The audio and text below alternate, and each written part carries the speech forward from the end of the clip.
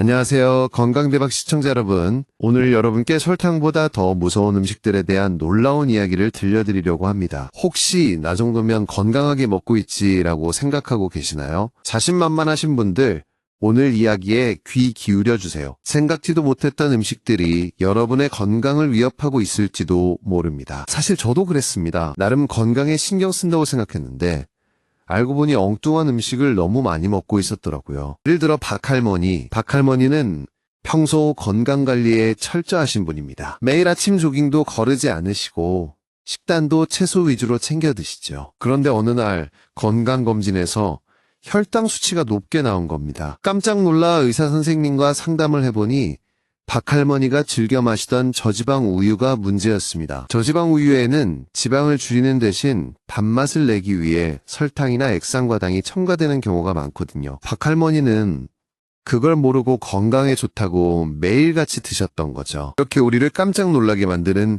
숨겨진 위험들이 도처에 널려 있습니다. 오늘 영상에서는 설탕보다 더 무서운 음식들의 정체를 낱낱이 파헤치고 건강을 지키는 현명한 식습관에 대해 알려드릴 겁니다. 특히 오늘 알려드리는 마지막 정보는 정말 충격적일 겁니다. 많은 분들이 건강하다고 믿고 먹는 음식인데 알고 보면 건강을 해치는 주범일 수 있거든요. 그러니 끝까지 집중해서 시청해주세요. 자, 그럼 본격적으로 설탕보다 더 무서운 음식들, 그 첫 번째 이야기를 시작해볼까요? 첫 번째 주범은 바로 가공된 곡물입니다. 흰 쌀밥, 흰 밀가루빵, 그리고 각종 과자류. 어르신들 중에는 아침에 토스트나 빵으로 간단하게 식사하시는 분들 많으시죠? 저도 가끔 바쁠 땐 빵으로 때우곤 합니다. 그런데 이런 가공된 곡물들이 우리 몸에 생각보다 훨씬 더 큰 부담을 준다는 사실 알고 계셨나요? 가공된 곡물은 도정 과정에서 섬유질과 영양소가 대부분 제거됩니다. 껍질을 벗겨내고 알맹이만 남긴 쌀이나 밀가루는 마치 설탕처럼 빠르게 혈당을 올리는 주범이 되죠. 혈당이 급격하게 오르면 우리 몸은 인슐린을 과도하게 분비하게 되고 이 과정이 반복되면 인슐린 저항성이 생겨 당뇨병의 위험이 높아집니다. 실제로 하버드 보건대학원의 연구에 따르면 흰쌀밥을 주식으로 섭취하는 사람들은 현미밥을 먹는 사람들에 비해 당뇨병 발병 위험이 55%나 더 높다고 합니다. 55%라니 정말 놀라운 수치 아닌가요? 문제는 여기서 끝나지 않습니다. 가공된 곡물은 소화도 빠르기 때문에 금방 배가 고파집니다. 그래서 또 다른 간식을 찾게 되고 악순환이 반복되는 거죠. 특히 어르신들은 젊었을 때부터 흰 쌀밥에 익숙해져서 바꾸기가 쉽지 않다고 말씀하시는 분들이 많습니다. 하지만 건강을 생각한다면 지금부터라도 조금씩 바꿔나가시는 게 좋습니다. 그렇다면 어떻게 해야 할까요? 간단합니다. 흰 쌀밥 대신 현미밥이나 잡곡밥을 드시고 흰 밀가루빵 대신 통밀빵을 선택하세요. 과자나 케이크 같은 가공된 간식은 최대한 줄이시는 게 좋습니다. 처음에는 맛이 덜하고 거칠게 느껴질 수 있지만 조금만 익숙해지면 고소하고 든든한 맛에 빠지실 겁니다. 저도 처음에는 현미밥이 낯설었는데 지금은 없어서 못 먹을 정도가 됐습니다. 두 번째로 조심해야 할 음식은 바로 액상과당입니다. 액상과당은 옥수수 전분을 가공해서 만든 인공 감미료인데 설탕보다 훨씬 저렴하고 단맛이 강해서 음료수, 과자, 아이스크림 등 가공식품에 광범위하게 사용됩니다. 특히 시원한 탄산음료나 달콤한 주스를 즐겨 드시는 분들은 액상과당에 노출될 위험이 높습니다. 액상과당이 왜 문제일까요? 액상과당은 우리 몸에서 포도당과 과당으로 분해되는데 특히 과당은 간에서만 대사됩니다. 과당이 과도하게 섭취되면 간에 지방이 축적되어 지방간을 유발할 수 있고 혈중 중성지방 수치를 높여 심혈관 질환의 위험을 증가시킵니다. 미국 임상영양학 저널에 발표된 연구에 따르면 액상과당이 첨가된 음료를 매일 섭취하는 사람은 그렇지 않은 사람보다 복부 비만이 될 확률이 2배 이상 높다고 합니다. 뱃살은 단순히 미용상의 문제가 아니라 각종 성인병의 원인이 되기 때문에 더욱 주의해야 합니다. 저도 한때 탄산음료를 물처럼 마시던 시절이 있었습니다. 갈증이 날 때마다 습관적으로 탄산음료를 찾았는데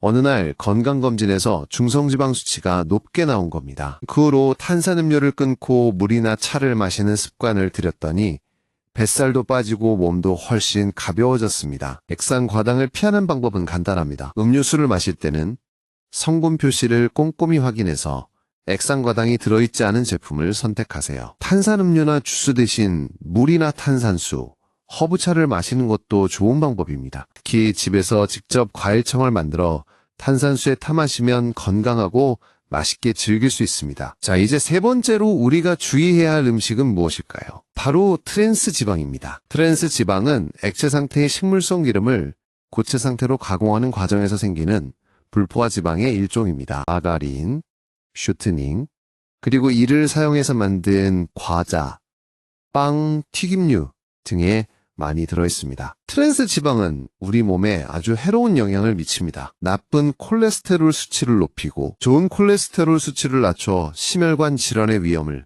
증가시키는 것은 물론이고 염증을 유발하고 면역력을 저하시키기도 합니다. 세계보건기구에서는 트랜스 지방 섭취를 줄이기 위해 적극적으로 노력하고 있으며 일부 국가에서는 트랜스 지방 함량을 규제하고 있기도 합니다. 실제로 트랜스 지방 섭취량이 많은 사람들은 심장병 발병 위험이 25%나 더 높다는 연구 결과도 있습니다. 25%라니 정말 무시무시한 수치죠? 그렇다면 트랜스 지방을 어떻게 피해야 할까요? 먼저 마가린이나 쇼트닝 대신 올리브 오일이나 코코넛 오일 같은 건강한 기름을 사용하세요. 과자나 빵을 고를 때는 성분 표시를 확인해서 트랜스 지방 함량이 낮은 제품을 선택하시고 튀김류는 최대한 자제하시는 게 좋습니다. 특히 집에서 직접 요리할 때는 건강한 재료와 조리법을 선택해서 트랜스 지방 섭취를 최소화할 수 있습니다. 네 번째로 알아볼 음식은 바로 가공육입니다. 햄, 소시지, 베이컨 등 우리가 즐겨 먹는 가공육은 맛은 좋지만 건강에는 치명적인 영향을 미칠 수 있습니다. 가공육에는 보존제, 발색제, 그리고 다량의 소금이 첨가되는데 이러한 성분들이 각종 질병의 원인이 될 수 있습니다. 특히 가공육에 들어있는 아질산 나트륨은 체내에서 니트로사민이라는 발암물질로 변환될 수 있습니다. 세계보건기구에서는 가공육을 일군 발암물질로 분류하고 있으며 매일 50g의 가공육을 섭취하면 대장암 발병 위험이 18% 증가한다고 경고하고 있습니다. 저도 예전에는 아침마다 베이컨이나 소시지를 구워 먹는 것을 좋아했는데 이 사실을 알고 나서는 가공육을 거의 먹지 않게 되었습니다. 대신 신선한 닭가슴살이나 생선을 구워 먹는 습관을 들였더니 몸도 가벼워지고 소화도 훨씬 잘 되는 것 같습니다. 가공육 섭취를 줄이기 위해서는 어떻게 해야 할까요? 햄, 소시지, 베이컨 대신 신선한 살코기나 해산물을 섭취하세요. 샌드위치나 샐러드를 만들 때는 닭가슴살이나 참치를 넣고 찌개나 볶음 요리에는 두부나 버섯을 활용하는 것도 좋은 방법입니다. 가끔 가공육이 먹고 싶을 때는 첨가물이 적은 유기농 제품을 선택하고 섭취량을 최소화하는 것이 좋습니다. 자, 이제 다섯 번째로 알아볼 음식은 무엇일까요? 바로 정제된 소금입니다. 소금은 우리 몸에 꼭 필요한 영양소이지만 과도하게 섭취하면 건강에 해로운 영향을 미칠 수 있습니다. 특히 정제된 소금은 나트륨 함량이 높고 미네랄이 부족해서 혈압을 높이고 심혈관 질환의 위험을 증가시킬 수 있습니다. 어르신들 중에는 짠 음식을 좋아하는 분들이 많으시죠? 저도 어릴 때는 짭짤한 김치찌개나 젓갈을 즐겨 먹었는데 나이가 들면서 짠 음식이 몸에 얼마나 안 좋은지 깨닫게 되었습니다. 실제로 나트륨 섭취량이 많은 사람들은 고혈압 발병 위험이 2배 이상 높다는 연구 결과도 있습니다. 고혈압은 뇌졸중, 심근경색, 심부전 등 심각한 합병증을 유발할 수 있기 때문에 더욱 주의해야 합니다. 그렇다면 어떻게 해야 소금 섭취를 줄일 수 있을까요? 먼저 국이나 찌개는 국물 대신 건더기 위주로 드시고 젓갈이나 장아찌 같은 염장식품은 최대한 자제하세요. 음식을 조리할 때는 소금 대신 허브나 향신료를 활용해서 맛을 내고 식탁에 소금이나 간장을 놓지 않는 것도 좋은 방법입니다. 특히 외식할 때는 싱겁게 해달라고 요청하거나 소스나 드레싱을 따로 달라고 해서 양을 조절하는 것이 좋습니다. 마지막으로 오늘 여러분께 비밀리에 알려드릴 충격적인 정보는 바로 저지방, 무지방 제품입니다. 많은 분들이 건강을 위해 저지방, 무지방 제품을 선택하지만 사실 이 제품들이 설탕보다 더 무서운 함정을 숨기고 있다는 사실 알고 계셨나요? 지방은 우리 몸에 꼭 필요한 영양소입니다. 에너지를 공급하고 세포막을 구성하고 호르몬을 만드는 데 중요한 역할을 합니다.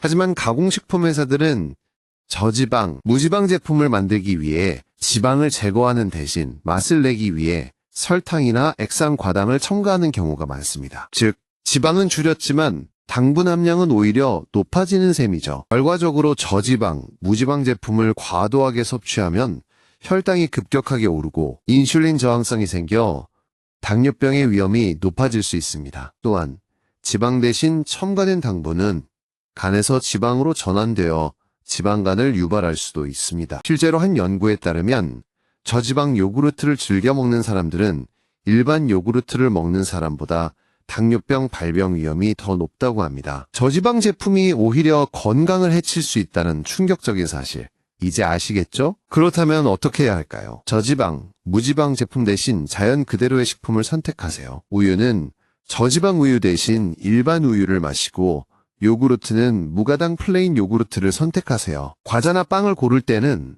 성분 표시를 꼼꼼히 확인해서 당분 함량이 낮은 제품을 선택하고 가능하면 직접 만들어 먹는 것이 좋습니다. 지금까지 설탕보다 더 무서운 음식 6가지에 대해 알아보았습니다. 기억하시죠? 가공된 곡물, 액상 과당, 트랜스 지방, 가공육, 정제된 소금, 그리고 저지방, 무지방 제품까지. 혹시 아직 못 보신 분들은 꼭 챙겨보시고 오늘 내용과 함께 실천하시면 더욱 효과적일 겁니다. 오늘은 지난 시간에 이어 우리가 무심코 섭취하는 또 다른 숨겨진 건강 위험 요소들에 대해 더 깊이 파헤쳐 보겠습니다. 혹시 나는 지난번에 나온 음식들은 안 먹으니까 괜찮아 라고 생각하고 계시나요? 안심하긴 아직 이릅니다. 지금부터 알려드릴 내용들은 더욱 충격적일 수 있으니 긴장하시고 집중해주세요. 오늘은 특히 간과하기 쉬운 식물성 기름의 숨겨진 위험과 건강에 좋다고 알려진 과일을 똑똑하게 섭취하는 방법, 그리고 의외로 많은 분들이 잘못 알고 있는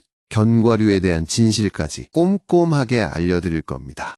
영상을 끝까지 보시면 여러분의 식탁이 더욱 건강하게 바뀔 수 있을 겁니다. 자, 그럼 두 번째 이야기 시작해볼까요? 가장 먼저 이야기해볼 것은 바로 식물성 기름입니다. 많은 분들이 식물성이라는 단어 때문에 동물성 기름보다 건강에 좋을 거라고 생각하시죠. 저도 예전에는 무조건 식물성 기름만 사용했습니다. 하지만 모든 식물성 기름이 다 좋은 것은 아닙니다. 오히려 잘못된 식물성 기름은 우리 건강을 심각하게 위협할 수 있다는 사실 알고 계셨나요? 문제는 바로 오메가6 지방산입니다. 오메가6 지방산은 우리 몸에 꼭 필요한 필수 지방산이지만 과도하게 섭취하면 염증을 유발하고 심혈관 질환, 암, 그리고 자가면역 질환의 위험을 높일 수 있습니다. 특히 옥수수유, 콩기름, 해바라기씨유, 면실류 등은 오메가6 지방산 함량이 매우 높습니다. 우리 몸은 오메가6 지방산과 오메가3 지방산의 균형이 중요합니다.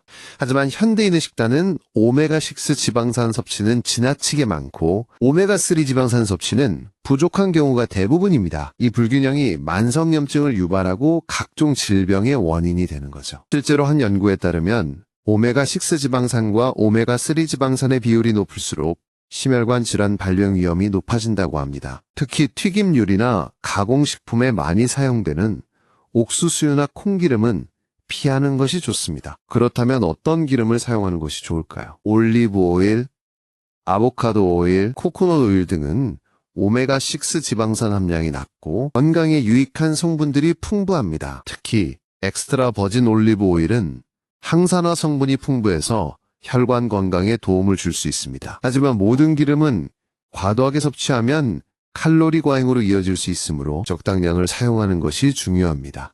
두 번째로 살펴볼 것은 바로 과일입니다. 과일은 비타민, 미네랄, 섬유질 등 우리 몸에 필요한 영양소가 풍부해서 건강에 좋다고 알려져 있죠. 저도 매일 아침 사과나 바나나를 챙겨 먹고 있습니다. 하지만 과일도 똑똑하게 섭취해야 건강에 도움이 됩니다. 지나치게 많이 먹거나 잘못된 방법으로 섭취하면 오히려 건강을 해칠 수 있다는 사실 알고 계셨나요? 문제는 바로 과당입니다. 과일에는 천연 당분인 과당이 많이 들어있습니다. 과당은 포도당과 달리 간에서만 대사되는데 과도하게 섭취하면 간에 지방이 축적되어 지방간을 유발할 수 있고 혈중 중성지방 수치를 높여 심혈관 질환의 위험을 증가시킵니다. 특히 단맛이 강한 과일, 예를 들어 포도, 망고, 바나나 등은 과당 함량이 높습니다. 이런 과일들을 한 번에 너무 많이 먹으면 혈당이 급격하게 오르고 인슐린이 과도하게 분비될 수 있습니다. 특히 당뇨병 환자들은 과일 섭취에 더욱 주의해야 합니다. 그렇다면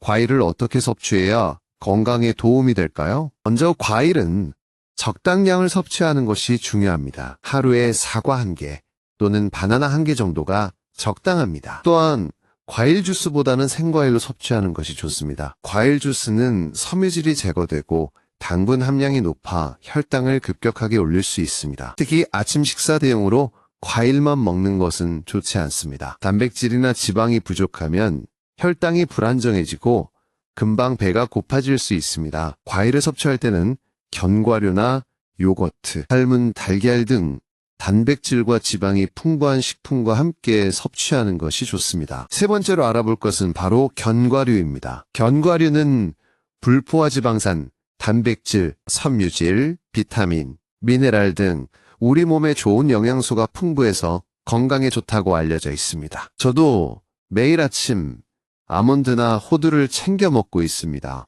하지만 견과류도 제대로 알고 먹어야 건강에 도움이 됩니다. 잘못된 방법으로 섭취하면 오히려 건강을 해칠 수 있다는 사실 알고 계셨나요? 문제는 바로 산패입니다. 견과류는 지방 함량이 높기 때문에 공기, 빛, 열에 노출되면 쉽게 산패됩니다. 산패된 견과류는 맛과 향이 변질될 뿐만 아니라 건강에 해로운 활성산소를 생성합니다. 활성산소는 세포를 손상시키고 노화를 촉진하며 각종 질병의 원인이 될 수 있습니다. 특히 대량으로 구매해서 오래 보관하거나 밀폐되지 않은 용기에 보관한 견과류는 산패될 위험이 높습니다. 또한 볶거나 튀긴 견과류는 산패가 더 빠르게 진행될 수 있습니다. 그렇다면 견과류를 어떻게 섭취해야 건강에 도움이 될까요? 먼저 견과류는 소량씩 구매해서 가능한 한 빨리 섭취하는 것이 좋습니다. 밀폐 용기에 담아 냉장 보관하거나 냉동 보관하면 산패를 늦출 수 있습니다. 또한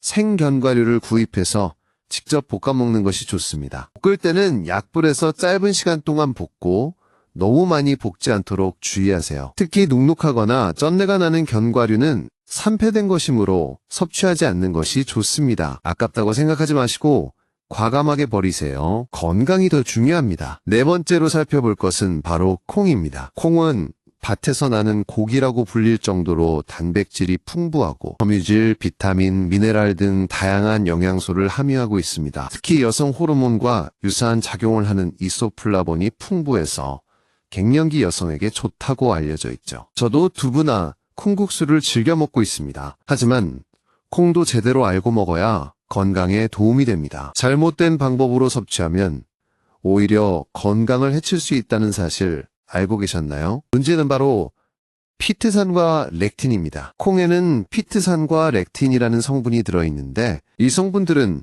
미네랄 흡수를 방해하고 소화불량을 유발할 수 있습니다. 특히 날콩에는 이러한 성분들이 더 많이 들어있기 때문에 반드시 익혀서 섭취해야 합니다. 또한 콩 알레르기가 있는 사람들은 콩 섭취를 피해야 합니다. 콩 알레르기는 두드러기, 가려움증, 구토, 설사 등 다양한 증상을 유발할 수 있습니다. 심한 경우에는 호흡 곤란이나 쇼크를 일으킬 수도 있습니다. 그렇다면 콩을 어떻게 섭취해야 건강에 도움이 될까요? 콩은 반드시 익혀서 섭취하세요. 두부, 된장, 청국장 등 발효된 콩 제품은 피트산과 렉틴이 줄어들고 유익한 균들이 생성되어 소화에 도움을 줄 수 있습니다. 또한 콩을 물에 불려 싹을 틔우면 피트산 함량을 줄일 수 있습니다. 콩나물이나 숙주나물로 섭취하는 것도 좋은 방법입니다. 다섯 번째로 살펴볼 것은 바로 유제품입니다. 우유, 치즈, 요거트 등 유제품은 칼슘, 단백질, 비타민 등 우리 몸에 필요한 영양소가 풍부해서 성장기 어린이와 뼈 건강이 중요한 어르신들에게 좋다고 알려져 있습니다. 저도 매일 아침 우유나 요거트를 챙겨 먹고 있습니다. 하지만 유제품도 제대로 알고 섭취해야 건강에 도움이 됩니다. 잘못된 방법으로 섭취하면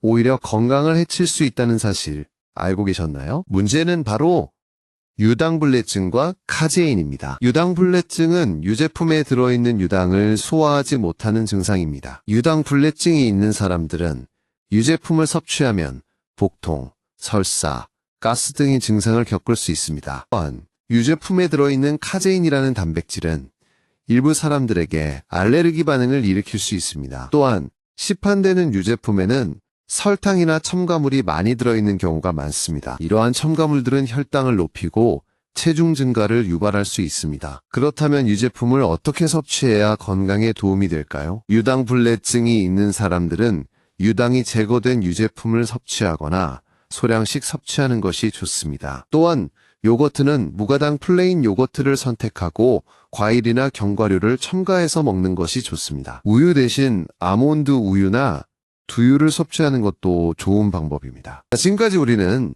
식물성 기름, 과일, 견과류, 콩, 그리고 유제품까지 우리가 무심코 섭취하는 숨겨진 건강위험 요소들에 대해 자세히 알아봤습니다. 이 음식들이 우리 건강에 얼마나 큰 영향을 미칠 수 있는지 이제 확실히 아셨을 겁니다. 하지만 너무 걱정하지 마세요. 오늘 알려드린 정보들을 바탕으로 식습관을 조금씩 바꿔나간다면 충분히 건강을 지킬 수 있습니다. 식물성 기름 대신 올리브 오일을, 과일 주스 대신 생과일을, 볶은 견과류 대신 생견과류를 선택하는 작은 변화들이 여러분의 삶을 더욱 건강하고 행복하게 만들어줄 겁니다. 물론 식습관을 바꾸는 것은 쉽지 않은 일입니다. 하지만 포기하지 마시고 꾸준히 노력하세요. 주변 사람들과 함께 건강한 식습관을 실천하고 서로 응원하고 격려하는 것도 좋은 방법입니다. 건강은 하루아침에 만들어지는 것이 아니라 꾸준한 노력과 관심으로 가꿔나가는 것입니다. 지금까지 설탕보다 더 무서운 음식들과 우리가 흔히 건강하다고 생각하는 식품들의 숨겨진 위험에 대해 자세히 알아보았습니다. 기억하시죠? 식물성 기름, 과일, 견과류, 콩, 유제품까지 혹시 아직 못 보신 분들은 꼭 챙겨보시고 오늘 내용과 함께 실천하시면 더욱 효과적일 겁니다. 오늘은 많은 분들이 간과하기 쉬운 하지만 우리 건강에 아주 중요한 영향을 미치는 물에 대한 이야기를 해보려고 합니다. 혹시 물은 그냥 마시는 거지 뭘 그렇게 따져? 라고 생각하고 계신가요? 하지만 물도 제대로 알고 마셔야 건강에 도움이 됩니다. 오늘 영상을 끝까지 보시면 여러분의 물 마시는 습관이 완전히 바뀔 수 있을 겁니다. 오늘은 특히 우리가 마시는 물의 종류, 물을 얼마나 마셔야 하는지, 그리고 언제 마시는 것이 가장 좋은지 꼼꼼하게 알려드릴 겁니다. 영상을 끝까지 보시면 여러분의 건강이 한층 더 업그레이드 될 수 있을 겁니다. 그럼 세 번째 이야기 시작해 볼까요? 가장 먼저 이야기해 볼 것은 바로 물의 종류입니다. 우리는 생수, 정수기물, 수돗물, 탄산수 등 다양한 종류의 물을 마시죠. 각각의 물은 어떤 차이가 있을까요? 그리고 어떤 물을 마시는 것이 우리 건강에 가장 좋을까요? 생수는 자연 상태의 물을 여과하거나 살균 처리해서 판매하는 물입니다. 수온지에 따라 미네랄 함량이 다를 수 있지만 대체로 깨끗하고 안전하게 마실 수 있습니다. 하지만 플라스틱 용기 사용으로 인한 환경 문제가 제기되고 있기도 합니다. 정수기 물은 수돗물을 정수기를 통해 여과해서 마시는 물입니다. 정수기 종류에 따라 필터 성능이 다르고 제거되는 물질도 다릅니다. 일부 정수기는 미네랄까지 제거해서 물맛이 밍밍하게 느껴질 수도 있습니다. 정수기를 사용할 때는 필터 교체 시기를 잘 지키고 정기적으로 점검하는 것이 중요합니다. 수돗물은 각 가정에 공급되는 물로 염수 수도 과정을 거쳐 세균으로부터 안전합니다. 하지만 오래된 수도관을 거치면서 녹물이나 불순물이 섞일 수 있고 염소 냄새 때문에 마시기 꺼려하는 분들도 있습니다. 수돗물을 마실 때는 끓여서 마시거나 정수기를 사용하는 것이 좋습니다. 탄산수는 물에 탄산가스를 주입해서 만든 물입니다. 청량감을 주고 소화를 돕는 효과가 있지만 위장이 약한 사람들은 속쓰림이나 복부 팽만감을 느낄 수 있습니다. 또한 일부 탄산수에는 설탕이나 인공 감미료가 첨가되어 있으므로 성분 표시를 꼼꼼히 확인하는 것이 좋습니다. 그렇다면 어떤 물을 마시는 것이 우리 건강에 가장 좋을까요? 정답은 없습니다. 어떤 물을 마시든 깨끗하고 안전한 물을 충분히 마시는 것이 중요합니다. 다만 물의 종류에 따라 장단점이 있으므로 자신의 건강 상태와 취향에 맞춰 선택하는 것이 좋습니다. 두 번째로 살펴볼 것은 바로 물의 양입니다. 우리는 하루에 물을 얼마나 마셔야 할까요? 하루에 8잔이라는 말을 많이 들어보셨을 텐데요.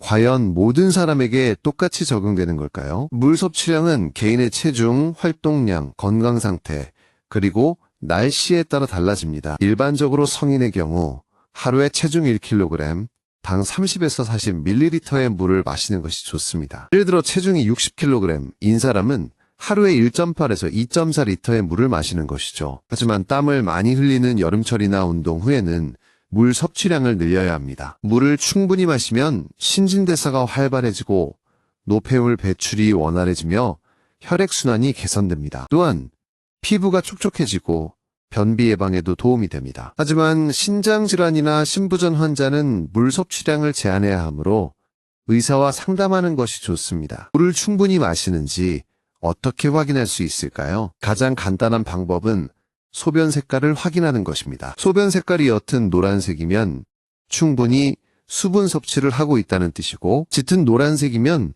물을 더 많이 마셔야 한다는 뜻입니다. 물을 마시는 것을 자꾸 잊어버린다면 물 마시는 시간을 정해두거나 스마트폰 앱을 활용하는 것도 좋은 방법입니다. 또한 큰 물통에 물을 담아두고 하루 종일 조금씩 마시는 것도 도움이 됩니다. 세 번째로 알아볼 것은 바로 물을 마시는 시간입니다. 우리는 언제 물을 마시는 것이 가장 좋을까요? 식사 전, 식사 중, 식사 후, 잠자기 전, 운동 후 등 다양한 상황에서 물을 마시게 되는데요. 각각의 상황에 따라 물 마시는 효과가 다를까요? 아침에 일어나자마자 물을 마시는 것은 밤새 쌓인 노폐물을 배출하고 신진대사를 활발하게 하는 데 도움이 됩니다. 식사 30분 전에 물을 마시는 것은 포만감을 주고 과식을 예방하는 효과가 있습니다. 식사 중에 물을 마시는 것은 소화를 방해할 수 있으므로 가급적 피하는 것이 좋습니다. 식사 후에는 30분에서 1시간 후에 물을 마시는 것이 좋습니다. 잠자기 전에 물을 마시는 것은 밤새 수분 부족으로 혈액이 끈적해지는 것을 예방하는 데 도움이 됩니다. 하지만 신장 기능이 약한 사람은 밤에 화장실에 자주 가게 될 수 있으므로 적당량을 마시는 것이 좋습니다. 운동 전에는 운동 중 탈수를 예방하기 위해 물을 충분히 마셔야 합니다. 운동 후에는 땀으로 배출된 수분을 보충하기 위해 물을 마셔야 합니다. 특히 어르신들은 갈증을 잘 느끼지 못하기 때문에 의식적으로 물을 마시는 습관을 들여야 합니다. 물 대신 커피나 녹차를 마시는 것은 이뇨작용을 촉진해서 오히려 탈수를 유발할 수 있으므로 주의해야 합니다. 네 번째로 살펴볼 것은 바로 물을 마시는 방법입니다. 우리는 물을 어떻게 마시는 것이 가장 좋을까요? 벌컥벌컥 들이키는 것이 좋을까요? 아니면 천천히 음미하면서 마시는 것이 좋을까요? 물을 벌컥벌컥 들이키면 혈액량이 갑자기 늘어나 심장에 부담을 줄 수 있습니다. 특히 심혈관 질환이 있는 사람들은 천천히 조금씩 마시는 것이 좋습니다. 물을 천천히 음미하면서 마시면 침 분비를 촉진하고 소화에도 도움이 됩니다. 또한 물의 맛과 향을 느끼면서 마시면 심리적인 안정감을 얻을 수 있습니다. 물을 마실 때는 차가운 물보다는 미지근한 물을 마시는 것이 좋습니다. 차가운 물은 위장 기능을 저하시키고 혈관을 수축시킬 수 있습니다. 미지근한 물은 몸에 부담을 주지 않고 흡수도 빠릅니다. 물을 마실 때는 컵을 깨끗하게 관리하는 것도 중요합니다. 컵에 세균이 번식하면 물을 마실 때 세균에 감염될 수 있습니다. 컵은 매일 깨끗하게 씻고 햇볕에 말리는 것이 좋습니다. 다섯 번째로 살펴볼 것은 바로 물에 대한 오해와 진실입니다. 우리는 물에 대해 얼마나 정확하게 알고 있을까요? 물을 많이 마시면 살이 빠진다, 커피는 물 대신 마셔도 된다 등 물에 대한 다양한 속설들이 있는데요. 과연 진실일까요? 물을 많이 마시면 신진대사가 활발해지고 노폐물 배출이 원활해져 다이어트에 도움이 될 수 있습니다. 하지만 물만 마신다고 살이 빠지는 것은 아닙니다. 건강한 식단과 규칙적인 운동을 병행해야 다이어트 효과를 볼 수 있습니다. 커피나 녹차는 물 대신 마셔도 될까요? 커피나 녹차에는 카페인이 들어있어 이뇨작용을 촉진합니다. 즉, 몸속 수분을 배출시키는 효과가 있는 것이죠. 따라서 커피나 녹차를 마셨다면 그만큼 물을 더 많이 마셔야 합니다. 물을 마시면 부기가 빠질까요? 부기는 몸속 수분량이 많아서 생기는 것이 아니라 염분 섭취 과다나 혈액순환 장애로 인해 세포 사이에 수분이 과도하게 축적되는 현상입니다. 따라서 물을 적당히 마시는 것은 부기 예방에 도움이 될 수 있지만 과도하게 마시는 것은 오히려 부기를 악화시킬 수 있습니다. 오늘 우리는 물의 종류, 물의 양, 물을 마시는 시간, 물을 마시는 방법, 그리고 물에 대한 오해와 진실까지 물에 대한 모든 것을 자세히 알아봤습니다. 이제 여러분은 물에 대한 전문가가 되셨을 겁니다. 하지만 아무리 좋은 정보를 알아도 실천하지 않으면 아무 소용이 없습니다. 오늘 알려드린 정보들을 바탕으로 물 마시는 습관을 조금씩 바꿔나가세요. 하루에 물 8잔 마시기, 아침에 일어나자마자 물 1잔 마시기, 식사 전에 물 마시기 등 작은 실천들이 여러분의 건강을 크게 향상시킬 수 있습니다. 물론 물 마시는 습관을 바꾸는 것은 쉽지 않은 일입니다. 하지만 포기하지 마시고 꾸준히 노력하세요. 주변 사람들과 함께 물 마시는 습관을 실천하고 서로 응원하고 격려하는 것도 좋은 방법입니다. 건강은 하루아침에 만들어지는 것이 아니라 꾸준한 노력과 관심으로 갖고 나가는 것입니다. 자, 이제 많은 분들이 챙겨 드시는 건강기능식품에 대한 이야기를 해보려고 합니다. 혹시 나는 영양제를 꼬박꼬박 챙겨 먹으니까 괜찮아 라고 생각하고 계신가요? 하지만 건강기능식품도 제대로 알고 섭취해야 건강에 도움이 됩니다. 오늘 영상을 끝까지 보시면 여러분의 건강기능식품 선택 기준이 완전히 바뀔 수 있을 겁니다. 오늘은 특히 건강기능식품의 종류와 효능, 올바른 섭취 방법, 그리고 건강기능식품 선택 시 주의해야 할 점까지 꼼꼼하게 알려드릴 겁니다. 영상을 끝까지 보시면 여러분의 건강이 한층 더 업그레이드 될 수 있을 겁니다. 자, 그럼 네 번째 이야기 시작해볼까요? 가장 먼저 이야기해볼 것은 바로 건강기능식품의 종류와 효능입니다. 시중에는 비타민, 미네랄, 오메가3, 유산균 등 정말 다양한 종류의 건강기능식품이 판매되고 있죠. 각각의 건강기능식품은 어떤 효능을 가지고 있을까요? 그리고 나에게 필요한 건강기능식품은 무엇일까요? 비타민은 우리 몸의 생리기능을 조절하는 데 필요한 필수 영양소입니다. 비타민 A는 시력보호와 피부 건강에 도움을 주고, 비타민 B는 에너지 생성과 신경기능 유지에 도움을 줍니다. 비타민 C는 항산화 작용과 면역력 강화에 도움을 주고,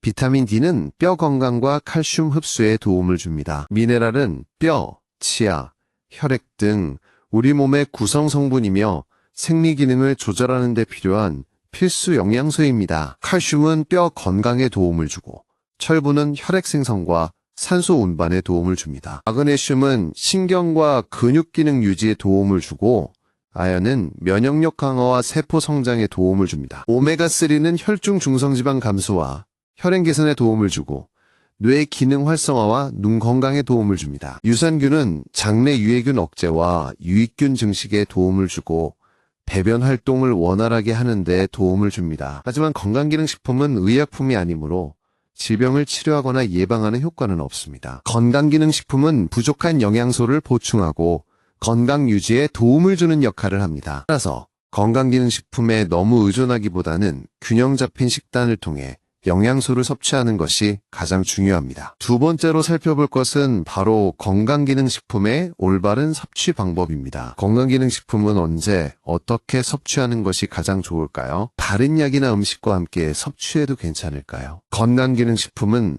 제품마다 섭취 방법과 주의사항이 다르므로 반드시 제품에 표시된 내용을 확인하고 섭취해야 합니다. 일반적으로 비타민은 식후에 섭취하는 것이 흡수율을 높이는 데 도움이 됩니다. 철분은 비타민 C와 함께 섭취하면 흡수율이 높아지고, 칼슘은 비타민 D와 함께 섭취하면 흡수율이 높아집니다. 오메가3는 식사 중이나 식후에 섭취하는 것이 흡수율을 높이는 데 도움이 됩니다. 유산균은 공복에 섭취하는 것이 위산으로부터 보호되어 장까지 살아서 도달하는 데 도움이 됩니다. 하지만 위장이 약한 사람은 식후에 섭취하는 것이 속쓰림을 예방하는 데 좋습니다. 건강기능식품을 다른 약이나 음식과 함께 섭취할 때는 주의해야 합니다. 일부 건강기능식품은 약의 효능을 저해하거나 부작용을 유발할 수 있습니다. 예를 들어 와파린이라는 혈액 응고방지제를 복용하는 사람은 비타민 K 섭취를 제한해야 합니다. 또한 자몽주스는 일부 약물의 대사를 방해해서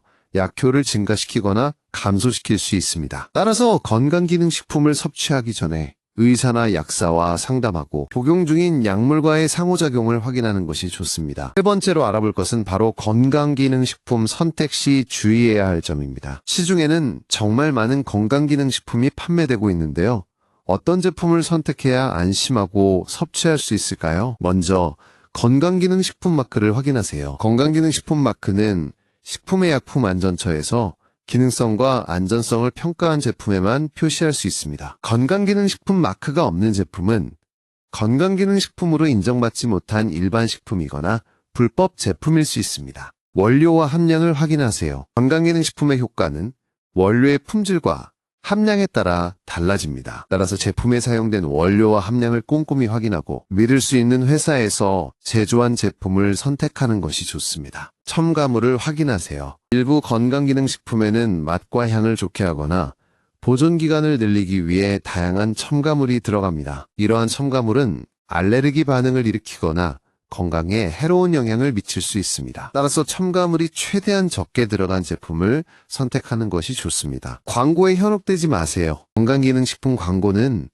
과장되거나 허위 사실을 포함하는 경우가 많습니다. 광고만 믿고 제품을 선택하기보다는 전문가의 조언을 구하거나 객관적인 정보를 찾아보는 것이 좋습니다. 네 번째로 살펴볼 것은 바로 건강기능식품에 대한 오해와 진실입니다. 우리는 건강기능식품에 대해 얼마나 정확하게 알고 있을까요? 건강기능식품은 많이 먹을수록 좋다, 천연 비타민이 합성 비타민보다 좋다 등 건강기능식품에 대한 다양한 속설들이 있는데요. 과연 진실일까요? 건강기능식품은 많이 먹을수록 좋을까요? 아닙니다. 건강기능식품은 과다 섭취하면 부작용을 일으킬 수 있습니다. 예를 들어 비타민 A를 과다 섭취하면 간 손상을 일으킬 수 있고, 철분을 과다 섭취하면 변비나 위장장애를 유발할 수 있습니다. 따라서 건강기능식품은 반드시 권장 섭취량을 지켜서 섭취해야 합니다. 천연 비타민이 합성 비타민보다 좋을까요? 반드시 그렇지는 않습니다. 천연 비타민은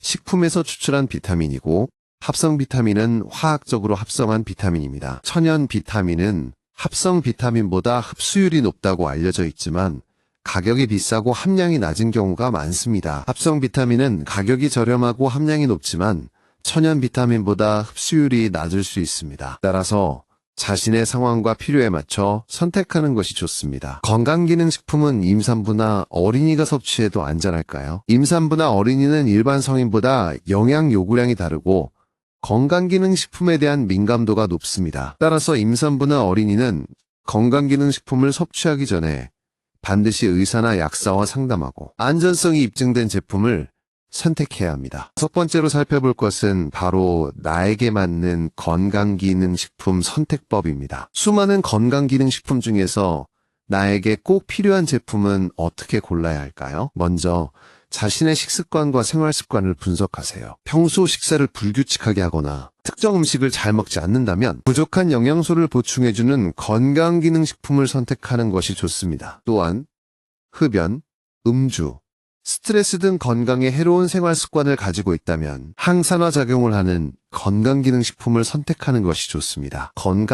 검진 결과를 확인하세요. 건강검진 결과를 통해 자신의 건강 상태를 파악하고 부족한 영양소나 개선해야 할 부분을 확인하세요. 예를 들어 콜레스테롤 수치가 높다면 오메가3를 섭취하는 것이 좋습니다. 뼈 건강이 걱정된다면 칼슘과 비타민 D를 섭취하는 것이 좋습니다. 전문가의 조언을 구하세요. 건강기능식품 선택에 어려움을 느낀다면 의사나 약사와 상담하고 자신에게 맞는 제품을 추천받으세요. 특히 기저질환이 있거나 약물을 복용하고 있다면 반드시 전문가와 상담하고 섭취 여부를 결정해야 합니다. 하지만 아무리 좋은 정보를 알아도 실천하지 않으면 아무 소용이 없습니다. 오늘 알려드린 정보들을 바탕으로 건강기능식품 섭취 습관을 점검하고 자신에게 맞는 제품을 선택해서 꾸준히 섭취하세요. 건강은 하루아침에 만들어지는 것이 아니라 꾸준한 노력과 관심으로 가꿔나가는 것입니다. 지금부터는 우리 삶의 질에 아주 큰 영향을 미치는 수면에 대한 이야기를 해보려고 합니다. 혹시 나는 잠만 잘 자면 만사 오케이라고 생각하고 계신가요? 하지만 잠도 제대로 자야 건강에 도움이 됩니다. 오늘 영상을 끝까지 보시면 여러분의 수면 습관이 완전히 바뀔 수 있을 겁니다. 오늘은 특히 수면의 중요성, 수면 부족이 미치는 영향, 숙면을 위한 방법, 그리고 수면장애 극복 방법까지 꼼꼼하게 알려드릴 겁니다. 영상을 끝까지 보시면 여러분의 건강이 한층 더 업그레이드 될 수 있을 겁니다. 자, 그럼 5번째 이야기 시작해볼까요? 가장 먼저 이야기해볼 것은 바로 수면의 중요성입니다. 우리는 왜 잠을 자야 할까요? 잠은 단순히 휴식을 취하는 시간이 아니라 우리 몸과 마음을 회복하고 재정비하는 아주 중요한 과정입니다. 수면 중에는 우리 몸의 세포가 재생되고 면역 체계가 강화되며 호르몬 분비가 조절됩니다. 또한 뇌는 낮 동안 쌓인 정보를 정리하고 기억력을 강화하며 감정을 조절합니다. 충분한 수면을 취하지 못하면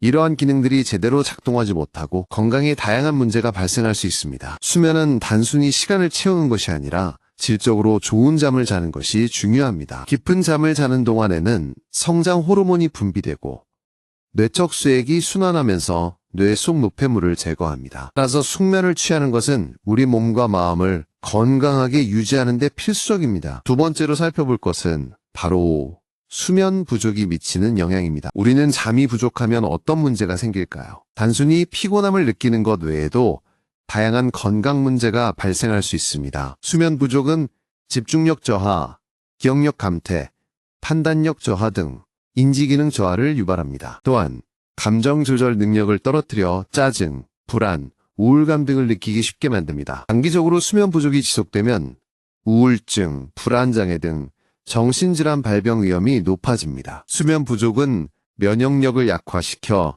감염질환에 취약하게 만듭니다. 또한 혈압을 높이고 혈당 조절을 어렵게 만들어 고혈압, 당뇨병 등 만성질환 발병 위험을 증가시킵니다. 수면 부족은 비만 위험도 높입니다. 잠이 부족하면 식욕 억제 호르몬인 렙틴 분비가 감소하고 식욕 촉진 호르몬인 그렐린 분비가 증가해서 과식을 유발하기 때문입니다. 수면 부족은 사고 발생 위험도 높입니다. 졸음운전은 음주운전만큼이나 위험합니다. 충분한 수면을 취하지 못하면 반응 속도가 느려지고 판단력이 흐려져 사고를 유발할 가능성이 높아집니다. 세 번째로 알아볼 것은 바로 숙면을 위한 방법입니다. 우리는 어떻게 하면 숙면을 취할 수 있을까요? 침실 환경, 수면 습관, 식습관 등 다양한 요인을 개선해야 합니다. 침실 환경을 쾌적하게 만드세요. 침실 온도는 18에서 20로 유지하고 습도는 50에서 60%로 유지하는 것이 좋습니다. 침실은 어둡고 조용하게 만들고 잠자리에 들기 전에 환기를 시키는 것이 좋습니다. 침구는 깨끗하고 편안한 것을 사용하고 베개 높이는 목과 어깨에 부담을 주지 않는 높이로 조절하세요. 규칙적인 수면 습관을 만드세요. 매일 같은 시간에 잠자리에 들고 같은 시간에 일어나는 것이 좋습니다. 주말에도 평일과 비슷한 시간에 잠자리에 들고 늦잠을 자지 않도록 노력하세요. 잠자리에 들기 전에는 스마트폰, TV 등 전자기기 사용을 자제하고 따뜻한 물로 샤워하거나 명상, 요가 등을 통해 심신을 이완시키는 것이 좋습니다. 잠자리에 들기 전에는 카페인, 알코올, 니코틴 섭취를 피하세요. 카페인은 각성 효과가 있어 잠들기 어렵게 만들고 알코올은 잠은 들게 하지만 숙면을 방해합니다. 니코틴은 혈관을 수축시키고 신경을 흥분시켜 수면을 방해합니다. 규칙적인 운동을 하세요. 규칙적인 운동은 스트레스를 해소하고 숙면을 돕는 효과가 있습니다. 하지만 잠자리에 들기 직전에는 격렬한 운동을 피하고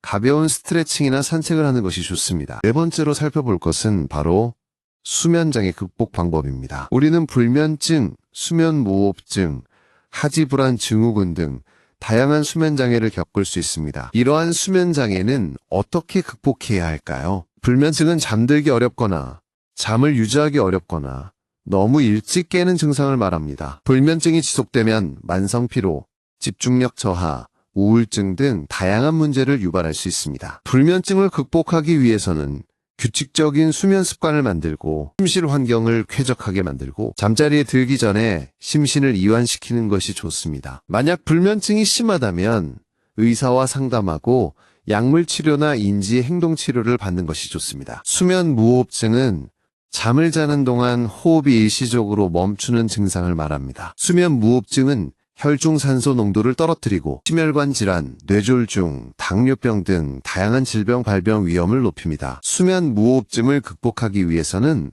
체중을 감량하고 옆으로 누워서 자는 것이 좋습니다. 심한 경우에는 양압기 치료나 수술을 받아야 할 수도 있습니다. 하지불안 증후군은 잠자리에 들기 전에 다리에 불편한 감각이 느껴져 다리를 움직이고 싶은 충동을 느끼는 증상을 말합니다. 하지불안 증후군은 수면을 방해하고 만성피로, 우울증 등 다양한 문제를 유발할 수 있습니다. 하지불안 증후군을 극복하기 위해서는 철분 부족을 개선하고 규칙적인 운동을 하고 잠자리에 들기 전에 다리를 마사지하는 것이 좋습니다. 다섯 번째로 살펴볼 것은 바로 수면에 대한 오해와 진실입니다. 우리는 수면에 대해 얼마나 정확하게 알고 있을까요? 낮잠은 건강에 해롭다, 잠은 몰아서 자도 된다 등 수면에 대한 다양한 속설들이 있는데요. 과연 진실일까요? 낮잠은 건강에 해로울까요? 낮잠은 적당히 자면 피로 해소, 집중력 향상, 기억력 강화 등 다양한 효과가 있습니다. 하지만 너무 오래 자거나 늦은 시간에 자면 밤잠을 방해할 수 있습니다. 낮잠은 20에서 30분 정도 짧게 자는 것이 좋고 오후 3시 후에는 피하는 것이 좋습니다. 잠은 몰아서 자도 될까요? 아닙니다. 잠은 몰아서 자는 것이 효과가 없다는 연구 결과가 많습니다. 잠을 충분히 자지 못하면 수면 부채가 쌓이고 이는 건강에 해로운 영향을 미칩니다. 따라서 잠은 매일 꾸준히 충분히 자는 것이 중요합니다. 잠들기 전에 술을 마시면 잠이 잘 올까요? 잠들기 전에 술을 마시면 잠은 들 수 있지만 숙면을 방해합니다. 알코올은 수면의 질을 떨어뜨리고 밤에 자주 깨게 만들고 코골이를 악화시킵니다. 따라서 잠들기 전에 술을 마시는 것은 피하는 것이 좋습니다.